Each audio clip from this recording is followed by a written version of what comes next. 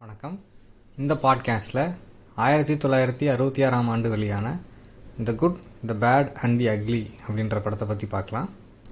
ஏன் இந்த படத்தை பற்றி இப்போ பேசணும் அப்படின்னா, இந்த தலைப்பை இன்றைக்கி வெளியாக இருக்கக்கூடிய ஒரு பிரபலமான படத்துக்கு பயன்படுத்தியிருக்காங்க. பிரபலமான நடிகரோட படத்துக்கு அவங்க அப்படியே ஆசிட்டிஸ் வைக்காமல் குட், பேட், அக்லி அப்படின்னு சொல்லி சுருக்கிட்டாங்க. ஏன் அப்படின்னா, அவங்க the good, the bad and the ugly அப்படின்னு வச்சாலும் ரசிகர்கள் குட், பேட், அக்லின்னு தான் சொல்ல போகிறாங்க.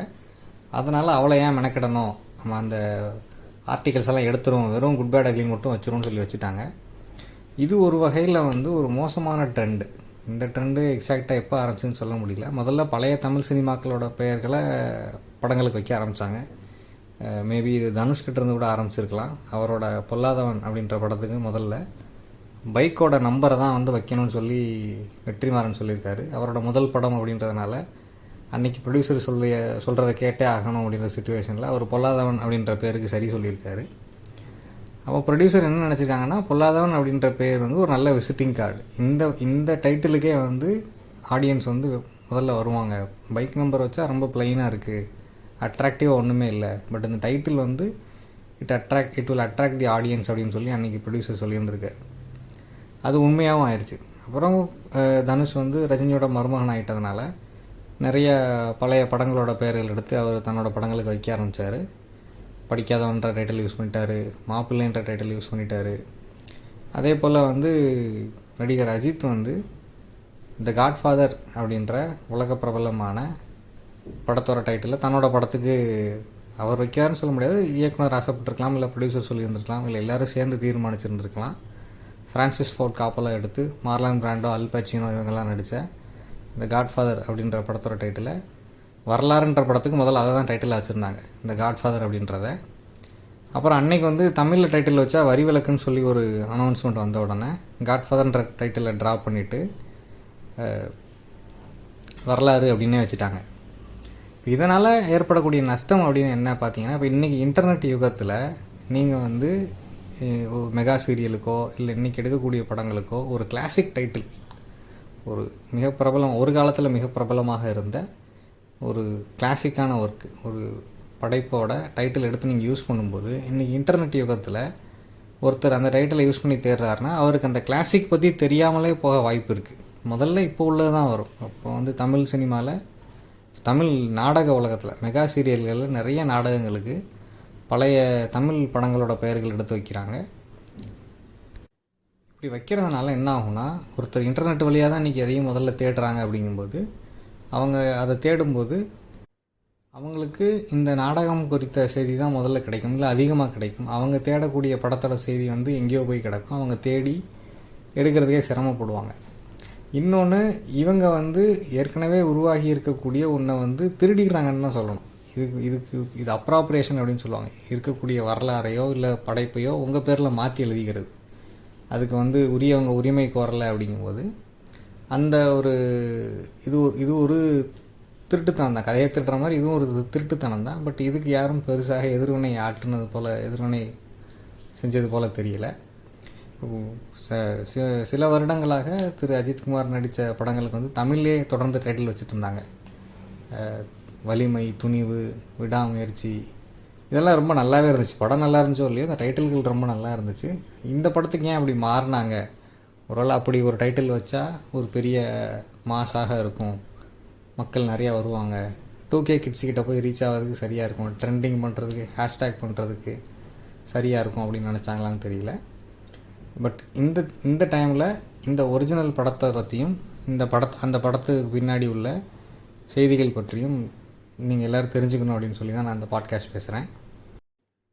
The good, the bad and the ugly அப்படின்ற ஹாலிவுட் படம் செர்ஜியோ லியோன் எடுத்த டாலர்ஸ் ட்ரிலஜி அப்படின்ற 3 படங்களில் இது 3வது படமாக வெளிவந்தது. முதல் படம் எ ஃபிஸ்ட்ஃபுல் ஆஃப் டாலர்ஸ் 1964ஆம் ஆண்டு வெளியானது.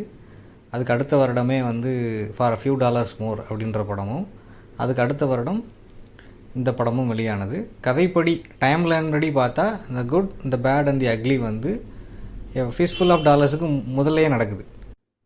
ஆனால் எடுத்தது இந்த ஆர்டரில் தான் எடுத்திருக்காங்க. நேரம் படி பார்க்கும்போது அது ஒவ்வொரு படத்தோட ரன்னிங் டைம் அப்படின்றது ஃபிஸ்ட்ஃபுல் ஆஃப் டாலர்ஸ் சரியாக 90 நிமிஷம் தான் நினைக்கிறேன். For a few dollars more ஒரு 2 மணி நேரம் ஓடக்கூடிய படம். The good, the bad and the ugly இந்த படம் வந்து ஆல்மோஸ்ட் 3 hours, அப்போயே வந்து கிட்டத்தட்ட 3 மணி நேரம் ஓடக்கூடிய படமாக தான் எடுத்திருந்தாங்க. அப்புறம் பின்னாடி டிரெக்டர்ஸ் கட் வந்து எக்ஸ்ட்ரா மினிட்ஸ் எல்லாம் சேர்த்துருக்காங்க. இந்த படத்துக்கும் அன்று அதுவரை வெளியான மற்ற அமெரிக்கன் வெஸ்டர்ன் படங்களுக்கும் சீஃபான வித்தியாசம் என்ன அப்படின்னா, அந்த வெஸ்டர்ன் அப்படின்றது வந்து மேற்குலகு வன்மேற்குன்னு சொல்லுவாங்க, வைல்டு வெஸ்ட். அதாவது சிவில் வாருக்கு முன்னாடி அமெரிக்காவில் அந்த இப்போ மோஸ்ட்லி அவங்க மாடு மேய்க்கிறவங்க தான், ஒரு தங்கம் தேடுறவங்க இல்லை குற்றச்செயல்களில் ஈடுபடுறவங்க, அவங்களுக்கும் அங்கிருந்த பூர்வக்குடி மக்களான செவ்விந்தியர்களுக்கும் இடையில் உள்ள முரண்பாடு அது ஒரு பிரதானமான கதையாக இருக்கும். அப்புறம் தங்கம் தேடி போகிறது ஒரு பிரதானமான கதையாக இருக்கும். அட்வென்ச்சர் இந்த மாதிரி வெஸ்டர்ன் படங்கள் தான் அன்று பெரும்பாலும் எடுக்கப்பட்டது. அதில் ஜான் வெயின் அப்படின்றவர் மிக பிரபலமான நடிகராக இருந்தார். அவரோட த சர்ச்சர்ஸ் அப்படின்ற படம் இன்றும் சிறந்த 100 ஹாலிவுட் படங்கள் அது ஒன்று. ரெட் ரிவர் அப்படின்னு சொல்லி ஒரு படம் இருக்குது. செர்ஜியோ லியோன் வந்து இத்தாலியை சேர்ந்தவர். அவர் வந்து எந்த பெரிய பின்புலமும் சினிமா பின்புலமும் பிரபலமும் இல்லாத ஒரு இடத்துலேருந்து அவர் வர்றார். அதே மாதிரி கிளின்ட் ஈஸ்ட்வுட் வந்து ஹாலிவுட்டில் நடிக்க முயற்சி பண்ணுறாரு. ஆனால் அவருக்கு பெரிய ரோல்கள் ஒன்றும் கிடைக்கல. ஏன் அப்படின்னா, அவர் வந்து ஒரு டெலிவிஷன் நடிகராக இருக்கார் 1950s.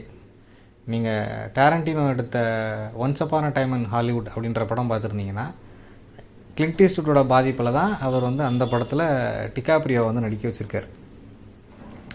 அந்த கதாபாத்திரம் கிளின்ட் ஈஸ்ட்வுட்டோட உண்மை வாழ்க்கையின் பாதிப்பில் தான் உருவாக்கப்பட்டிருக்கு. அதே மாதிரி once upon a time in Hollywood படத்தில் அந்த கதாபாத்திரம் பின்னாடி வந்து ஸ்பெகட்டி வெஸ்டர்ன்ஸ் அப்படின்ற படத்தில் நடிக்கிறதுக்காக இத்தாலிக்கு போவதாக கதை இருக்கும்.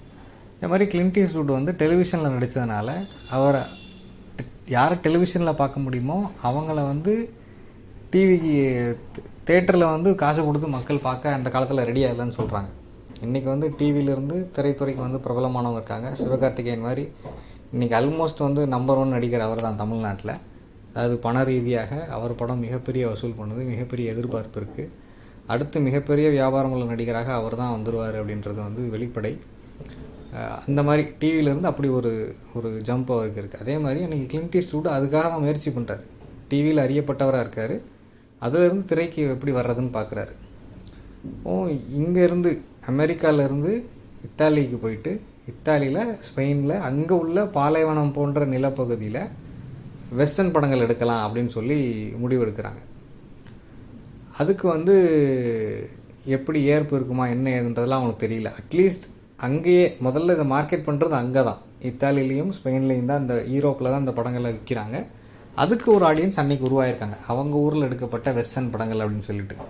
நம்ம தமிழில் கூட வந்து அப்படி படம் எடுக்கிறேன்னு சொல்லிட்டு ஒரு படம் எடுத்திருக்காங்க, இரும்பு கோட்டை முரட்டு சிங்கர்னு நினைக்கிறேன், சிம்பு தேவன் எடுத்தது. லாரன்ஸ் வந்து அதில் நடிச்சிருப்பார். அப்போ அப்படி ட்ரை பண்ணி பார்க்கும்போது இவங்க வந்து முதல்ல எடுத்த படம் வந்து எ ஃபிஸ்ட்ஃபுல் ஆஃப் டாலர்ஸ். அந்த படம் என்ன பண்ணிட்டாங்கன்னா, அக்கிரா குரோசாவா எடுத்த யோஜிம்போ அப்படின்ற படத்தை சீன் பை சீன் காப்பி அடித்து எடுத்துட்டாங்க. அது வந்து அன்று பெரிய விவாத பொருளாகி வழக்கெல்லாம் தொடுத்து பின்னாடி இவங்க தரப்பில் வந்து செட்டில் பண்ணியிருக்காங்க. அந்த படம் மிக குறைவான பட்ஜெட்டில் எடுக்கப்பட்ட படம், எ ஃபிஸ்ட்ஃபுல் ஆஃப் டாலர்ஸ் அப்படின்ற படம். ஆனால் அது மிகப்பெரிய வசூல் வெற்றி அடையுது. அதனால் அவங்க அதை பணமாக அக்கிரா குரோசாவாவோட அந்த ப்ரொடக்ஷன் கம்பெனிக்கு செட்டில் பண்ணிவிட்டு அதோட தொடர்ச்சியாக ஃபார் அ ஃபியூ டாலர்ஸ் மோர் அப்படின்ற படத்தை எடுக்கிறாங்க.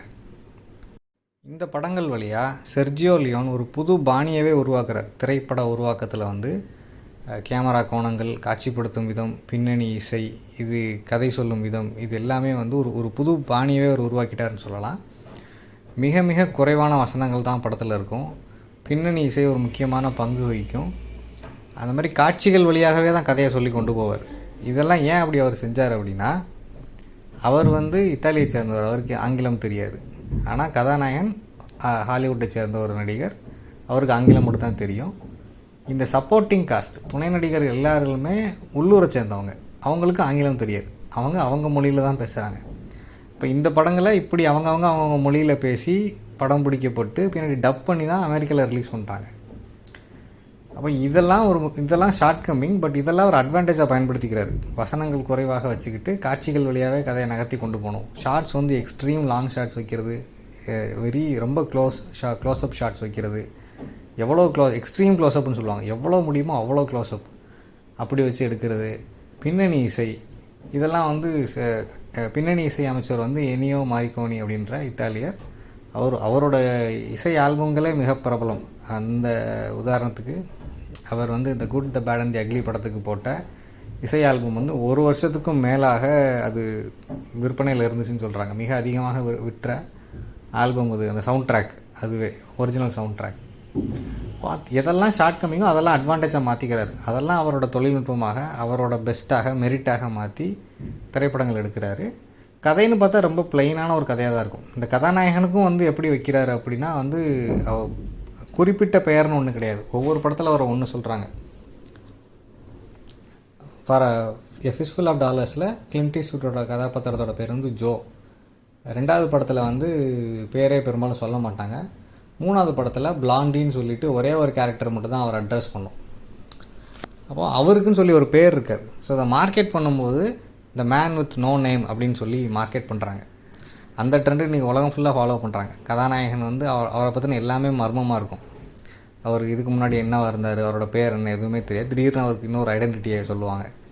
அது மாதிரி இந்த மேன் ஃப்ரம் நோவேர், அப்புறம் இந்த மேன் வித் நோ நேம், இதை ஒரு இதாக சொல்கிறாங்க. இந்த படங்களை அட்வர்டைஸ்மெண்ட் பண்ணும்போது அப்படி ஹீ இஸ் பேக் அப்படின்ற மாதிரி அடுத்தடுத்த பார்ட் வரும்போது the man with no name is back அப்படின்ற மாதிரி அட்வர்டைஸ் பண்ணுறாங்க.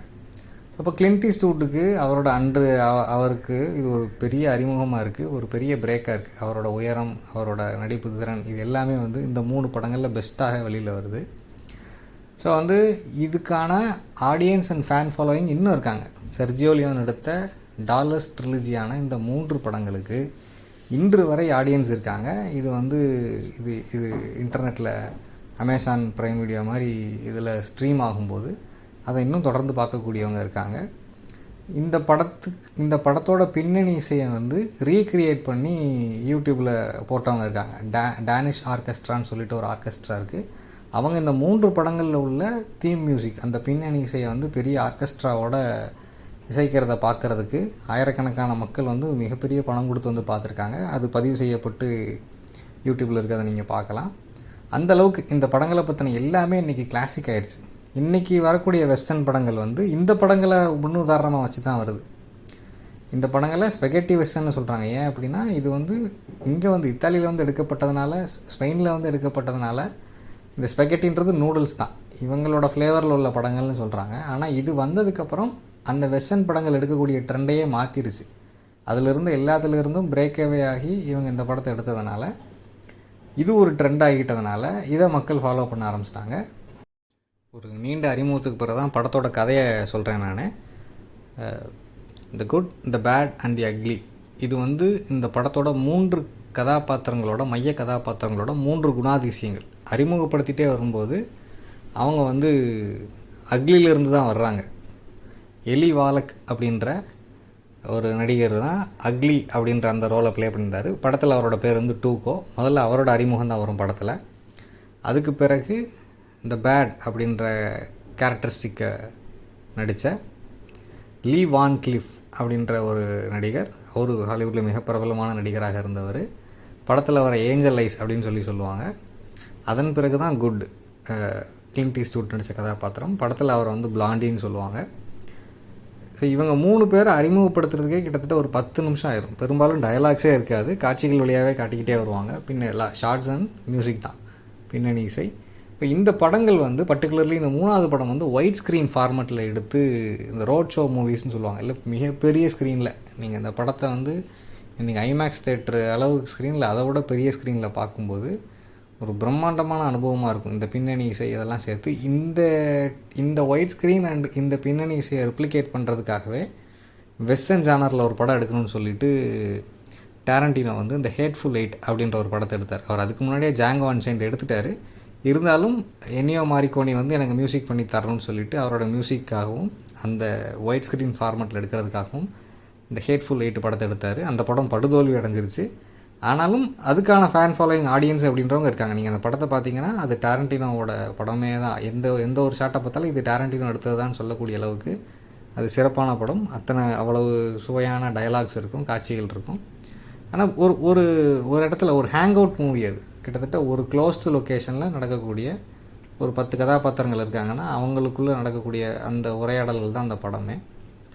அப்போ இந்த ட்ரெண்டை இந்த படங்கள் வழியாக லியோன் செட்டப் பண்ணியிருக்கார், செர்ஜியோ லியோன். இன்று வரை நிறைய பேர் ஃபாலோ பண்ணக்கூடிய.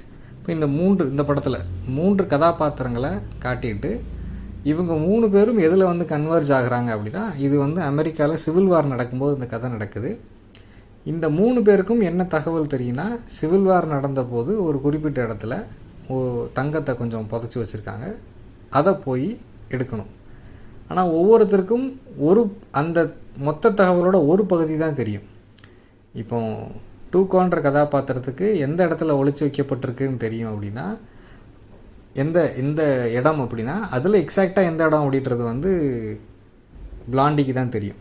இவங்க 2 பேருக்கும் இந்த விஷயம் தெரியுன்றது வந்து ஏஞ்சல் ஐஸ் கதாபாத்திரத்துக்கு தெரியும். இப்போ இவங்க 3 பேரும் ஒவ்வொரு சாகசங்கள் வழியாக ஒருத்தர் ஏமாற்ற ட்ரை பண்ணுறாங்க, ஒருத்தர் கொல்ல ட்ரை பண்ணுறாங்க. இந்த துரோகங்கள், இந்த தடம் மாறுவது எல்லாம் நடந்து, இடம் மாறுவது, இந்த விளையாட்டுகள் நடந்து பலவிதமான சாகசங்கள் வழியாக பலவிதமான ஸ்பார்ஸ் லேண்ட்ஸ்கேப், அந்த நிலப்பரப்புகள் வழியாக அவங்க அந்த இடத்துக்கு வந்து சேர்றாங்க. இந்த படங்களில் உள்ள இன்னொரு முக்கியமான அம்சம் என்னென்னா, மெக்சிகன் ஸ்டாண்ட் ஆஃப் அப்படின்றது. இந்த படத்தில் இந்த படங்களில் இருந்து தான் அது மிக பிரபலமாகுது. 3 படத்துலையுமே மெக்சிகன் ஸ்டாண்ட் ஆஃப் அப்படின்றது உண்டு. முதல் பாகத்துலேயும் உண்டு. இரண்டாவது இந்த கிளைமேக்ஸ் காட்சிகளை மட்டும் நீங்கள் யூடியூப்பில் தனியாக பார்க்கலாம், கண்டிப்பாக இருக்கும். இல்லை மொத்த படமுமே கூட இருக்கும். ஃபிஷ்ஃபுல் ஆஃப் டாலர்ஸில் மெக்சிகன் ஸ்டாண்ட் ஆஃபில் தான் அந்த படம் முடியுது. ஃபார் ஃபியூ டாலர்ஸ் மோர்லேயும் அது உண்டு. இதில் மெக்சிகன் ஸ்டாண்ட் ஆஃபில் 3 பேர் வந்துடுறாங்க. அப்போ இது கதைன்னு பார்த்தா ரொம்ப ரொம்ப சாதாரணமான கதை தான். பட் காட்சிப்படுத்தப்பட்ட விதம், அந்த பின்னணி இசை அமைக்கப்பட்ட விதம், நடிகர்களை வந்து அந்த எக்ஸ்ட்ரீம் க்ளோஸ்அப்ஸ், மேபி இந்த படத்தில் காட்சிகள் உருவாக்கப்பட்ட விதத்தின் அடிப்படையில் தான் வந்து அதன் பின்னர் காமிக்ஸே கூட எழுதியிருக்கலாம். இல்லை காமிக்ஸ்லேருந்து இவர் அதை பெட்டராக்கி அதுக்கு பிறகு திரும்ப காமிக்ஸுக்கு போயிருக்கலாம். காமிக்ஸில் வந்து எப்படி ஃப்ரேமாக கதாபாத்திரங்களை காட்சிப்படுத்தி வரைஞ்சி டயலாக்ஸ் ஆட் பண்ணுறாங்களோ அந்த மாதிரி தான் இவர் வந்து ரொம்ப எக்ஸ்ட்ரீம் க்ளோஸ்அப் ஷாட்ஸ், ரியாக்ஷன்ஸ், துப்பாக்கி, கண், புருவம், இது இப்படி மாற்றி காட்டி அந்த டென்ஷனை கூட்டிக்கிட்டே வருவார் கடைசி காட்சியில். இதுக்கப்புறம் அது என்னாச்சு அப்படின்றது. இந்த கதை சொல்லும் முறை, இந்த காட்சி அமைப்புகள் வந்து இன்னும் பல பேர் திரும்ப அதை நான் சொல்லிகிட்டே இருக்கேன். அதை வந்து எப்படிலாம் என்ன யூஸ் பண்ணிகிட்ருக்காங்கன்னு சொல்லிட்டு. இதுக்கு பிறகு இவங்க எல்லாரும் மிக பிரபலமாயிட்டாங்க. செர்ஜியோ லியோன், கிளின்ட் ஈஸ்ட்வுட், எனியோ மரிகோனி எல்லாரும் உலக பிரபலமாயிட்டாங்க. அவங்க புகழ் இன்று வரைக்கும் நீடிப்பதற்கு காரணம் இந்த 3 படங்களும் தான். அதில் குறிப்பிட்டு the good, the bad and the ugly அப்படின்ற படம். ஆனால் இதுக்கு பிறகு கிளின்ட் ஈஸ்ட்வுட் என்ன பண்ணிடுறாருனா, செர்ஜியோ லியோன் கூட இனிமேல் ஒர்க் பண்ண முடியாதுன்னு சொல்லிடுறாரு. அதுக்கு பிறகு அவர் வந்து ஒர்க் பண்ண ரெடியாக இல்லை. இவரோட பாப்புலாரிட்டி மிக மிக மேலே போயிடுச்சு. எந்த அளவுக்கு பாப்புலாரிட்டி அப்படின்னா, முதல் படத்தோட பட்ஜெட்டை இந்த 3வது படத்துக்கு சம்பளமாக கேட்கக்கூடிய அளவுக்கு. அதாவது முதல் படத்தோட பட்ஜெட்டே வந்து $2,00,000 தான். ஆனால் இவர் 3வது படத்துக்கு கிளின்ட் ஈஸ்ட்வுட் வந்து $2,50,000 சம்பளமாக கேட்குறாரு. அது போக ஒரு ஃபெராரி கார் வேணும்னு சொல்லி கேட்குறாரு. அதுக்கு ஒத்துக்கிட்டு தான் வந்து செர்ஜியோ லியோன் அவரை கூட்டு வந்து நடிக்க வச்சுருக்காரு. அதுக்கு பிறகு செர்ஜியோ லியோன் வந்து எடுத்த once upon a time in the west அப்படின்னு சொல்லி ஒரு படம் இருக்குது. அதுவும் மிகச்சிறந்த படம். ஒரு வெஸ்டர்ன் எப்பிக் அப்படின்னு சொல்லலாம். கிட்டத்தட்ட ஒரு பழி வாங்கக்கூடிய கதை தான். ஆனால் அந்த பழி வாங்கக்கூடிய கதையை செர்ஜியோ லியோன் எப்படி சொல்கிறாரு, அதில் நடித்த சார்ல்ஸ் பிரான்சனுக்கு அது மிகப்பெரிய வெற்றி படமாக அமைஞ்சுது. அதுக்கப்புறம் அவர் எடுத்த இன்னொரு படம் வந்து once upon a time in America அப்படின்றது. அந்த படம் அன்றைக்கி வந்து ப்ரொடியூசர்ஸ் வந்து இவ்வளோ நீளமான படத்தெல்லாம் யார் பார்ப்பான்னு சொல்லி கட் டவுன் பண்ணி ரிலீஸ் பண்ணதுனால அது தோல்வி படமானது. பின்னர் வந்து அதை டைரக்டர்ஸ் கட் வெளியாகும்போது டிவிடியில் டெலிவிஷன் ரிலீஸ் ஆக அது மிகப்பெரிய வெற்றி அடைஞ்சிது. ஸோ அப்போ இந்த படம் இன்று வரை உலகத்துக்கு ஒரு முன்னுதாரண படமாக இருக்குது. இந்த 3 படமும் திரைப்பட உருவாக்கத்தில், காட்சி அமைப்பில், இசையமைக்கிறதுல வந்து இந்த 3 படங்களோட ஸ்டைலில் தான் வந்து கார்த்திக் சுப்பாராஜ் வந்து தன்னோட படங்களுக்கு வந்து பின்னணி இசை அமைக்கிறார். பெரும்பாலும் வந்து ஜிகர்தண்டா படத்துக்கோ, இல்லை இப்போ ஜிகர்தண்டா 2ஆம் பாதி படத்துக்கோ அவர் இதை அப்ராப்ரியேட் பண்ணுறாரு அப்படின்னு சொல்லலாம். இந்த படத்துக்கூட சம்மந்தப்பட்ட நடிகர்கள், ஆர்டிஸ்டில் வந்து இன்றைக்கி கிளின்ட் ஈஸ்ட்வுட் மட்டும் தான் உயிரோடு இருக்கார். கிட்டத்தட்ட 90 வயசு ஆயிடுச்சு அவருக்கு. அவர் இன்னும் ஆக்டிவாக இருக்கார், படங்கள் எடுத்துகிட்ருக்காரு, நடிச்சிட்ருக்காரு. இந்த 3 படங்கள் தந்த புகழ் வெளிச்சமும் அது அவர் வந்து கைவிடலை. அவர் வந்து அதை இந்த 3 படங்கள் வழியாக கிடைச்ச எல்லாத்தையுமே தக்க வச்சுக்கிட்டாரு. அவர் சிறந்த இயக்குனராகவும் அறியப்பட்டார். இயக்குனருக்காகவும் அவர் ஆஸ்கார் விருது வாங்கியிருக்காரு. தொடர்ந்து பல நல்ல படங்கள் வந்து எடுத்திருக்காரு. பல ஆஸ்கார் விருது இல்லாம பல படத்தை இயக்கியிருக்காரு. அன்ஃபர்கிவன், மிஸ்டிக் ரிவர், அப்புறம் வந்து $1 மில்லியன் பேபி போன்ற படங்களை கிளின்ட் ஈஸ்ட்வுட் இயக்கியிருக்காரு. ஸோ இந்த படம் the good, the bad and the ugly அப்படின்றது 3 மணி நேரம் ஓடக்கூடிய அல்டிமேட் வெஸ்டர்ன் கிளாசிக் படம். அது இந்த படத்தோட டைட்டில் எடுத்து ஒருத்தவங்க யூஸ் பண்ணுறாங்க அப்படின்னா அவங்க இதுக்கு நியாயம் செய்வாங்கன்னு நம்ம சொல்ல முடியாது. அவங்க என்ன மாதிரி படம் எடுத்து வச்சுருக்காங்கன்னு நமக்கு தெரியல. இருந்தாலும் இந்த சிச்சுவேஷனில் இந்த இந்த 2025ஆம் வருடம் வந்து இப்படி ஒரு படம் இருக்குது அப்படின்னும் ஆடியன்ஸ் தெரிஞ்சுக்கணும். ஏன்னா 2000க்கு பிறகு பிறந்தவங்களுக்கு அவங்க இந்த படங்கள்லாம் பார்த்துருக்காங்களானே தெரியாது. செர்ஜியோ லியோன்ற பேர் தெரியுமானே தெரியாது நமக்கு. ஸோ செர்ஜியோ லியோன் தான் இந்த பெயரை உருவாக்கியது. The good, the bad and the ugly அப்படின்ற இந்த பெயரை பயன்படுத்தி படத்தை எடுத்தது. இன்று அந்த பெயரை எடுத்துக்கிட்டு பயன்படுத்துகிறவங்க அவர் பேரை சொல்ல மாட்டாங்க. ஸோ அதுக்காகவாவது நீங்கள் தெரிஞ்சுக்கணும். நேரம் இருக்குன்னா அந்த படத்தையும் தேடி பார்க்கணும்னு சொல்லி கேட்டுக்கிறேன். இவ்வளோ நேரம் அந்த பாட்காஸ்ட்டை பொறுமையாக கேட்டதுக்கு நன்றி. வணக்கம்.